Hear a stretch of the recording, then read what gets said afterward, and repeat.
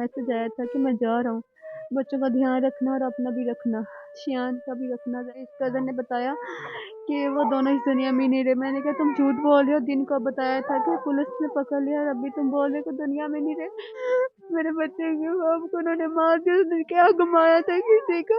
अस्सलाम वालेकुम नाज़रीन, मैं हूं एडी मलक और मैं इस वक्त ढोला के उस बदनसीब ख़ानदान के साथ मौजूद हूं जिनका बाप अपने बच्चों के बेहतर और रोशन मुस्तकबिल के लिए यूरोप में गया, लेकिन रास्ते में ही वो किस तरह से कत्ल हो गया। और कत्ल करने वाले कौन थे? मेरे साथ वो मासूम बच्चे और इन बच्चों की वालिदा भी मौजूद हैं। हम इनसे जानते हैं कि इनको कब इतला मिली कि इन बच्चों के सर से इनके बाप का साया छीन लिया गया है। बेवा से बात करते हैं और इनसे जानते हैं कि इनके शोहर की आखिरी बात क्या हुई थी, और जब ये हादसा हुआ तो उसके बाद इन्हें कब पता चला था कि इनके शोहर स्पेन पहुंचते हुए रास्ते में ही जो है वो कत्ल हो चुका है। मेरी बहन, ये आपके लिए बहुत बड़ा सदमा है। और किस तरह से आप लोगों को पता चला और कब आपके शोहर ने आपको बताया कि मैं इन बच्चों के बेहतर मुस्तकबिल के लिए मैं यूरोप जाऊंगा और फिर उसके बाद इनकी जो लाइफ है ना वो सेट हो जाएगी? वो उनका शुरू से ही ख्वाब था बाहर जाने का। बोलते थे दुबई चले जाओ, नहीं जाना, पाकिस्तान में भी नहीं करना, यूरोप जाना है। यूरोप जाने के लिए वो घर से निकले थे अगस्त में, और जब वहां से जाना था तो अभी गए थे 2 तारीख को, 2 जनवरी को। 2 जनवरी के बाद हमारी कोई बात नहीं हुई। उस दिन एक दिन जब 1 जनवरी थी तब कॉल आई, मैसेज आया था कि मैं जा रहा हूँ, बच्चों का ध्यान रखना और अपना भी रखना, शियान का भी रखना, ज्यादा शियान और अर्जुन को रखना, अपना भी ख्याल रखना। मैं जाके वहाँ पे कॉल करूँगा और जल्दी पहुँच जाऊँगा। 3 दिन लगेंगे या 4 दिन, फिर जाके राब्ता होगा, तो टेंशन नहीं लेनी है। मैं बस यही अच्छा बाजी, इस तरह के जो वाकयात है ना वो अमूमन इसलिए होते हैं कि एजेंट के साथ जो डील होती है ना वो पूरी नहीं हो सकती, पैसे नहीं दिए जाते, या फिर एजेंट जो है ना वो मजीद पैसों की डिमांड करते हैं। कोई इस तरह का कोई मामला था? मुझे नहीं पता, कसम से वो मुझे नहीं बात बताते थे। वो घर की बात घर में, भाई की बात भाई। वो मुझसे कभी कोई बात नहीं करते थे। अपने घर में जो होती थी वही बात करते, बाहर कभी घर पे नहीं आके बताते थे।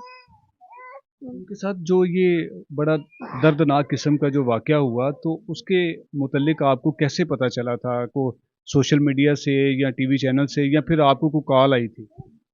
वो जब दिन को उन्होंने बताया था कि कॉल आई, कि उन्होंने बताया मेरे फूफा को कि वो ना मोरक्को में ना जेल में उन्होंने बचा लिया अपनी शिप पर। तो रात को ये ना जो ये 8 का या 7 का टाइम हुआ, तो फिर मेरे इस कज़न ने बताया कि वो दोनों इस दुनिया में ही नहीं रहे। मैंने कहा तुम झूठ बोल रहे हो, दिन को बताया था कि पुलिस ने पकड़ लिया और अभी तुम बोल रहे हो कि दुनिया में नहीं रहे। तो मैंने बोला तुम झूठ बोल रहे हो, मुझे नहीं यकीन आ रहा। जब सुबह फिर बताया उन्होंने कि उनको ऐसे ऐसे मारा, ऐसे ऐसे मारा है, तो मेरा दिल किया मैं भी मर जाऊं। मेरे बच्चे के बाप को उन्होंने मार दिया, उसने क्या घुमाया था किसी का। उसने आज तक किसी के साथ बुरा नहीं किया, उम्र करके आया। वो 5 वक्त की नमाज पढ़ता था, किसी का दिल नहीं दिखाता था, सबको राजी रखता था।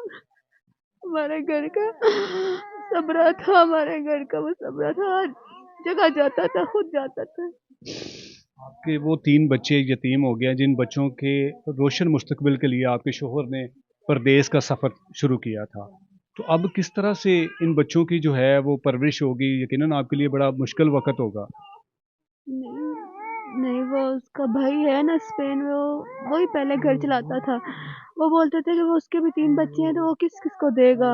मैं उसकी जाके बाजू बनूंगा, हम दोनों भाई मिल के मकान अपना घर बनाएंगे। उसे क्या पता अपने भाई का बाजू बनते बनते हमेशा की इस दुनिया से चला जाएगा, अपने बच्चे को यतीम कर जाएगा। अब कितने दिन हो चुके हैं ये हादसा हुए?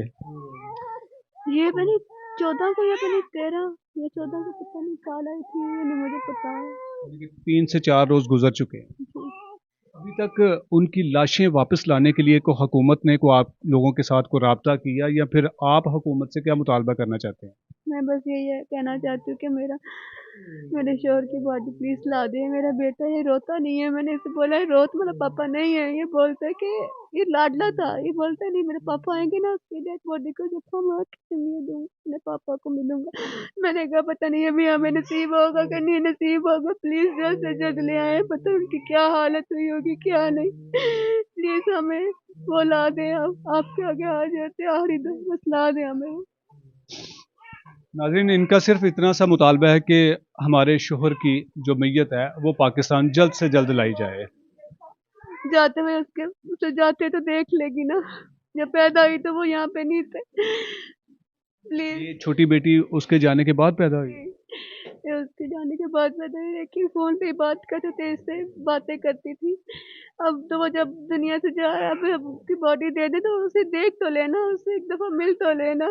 प्लीज आप करो मेरी बेटी के लिए, मेरे प्यार को भेज।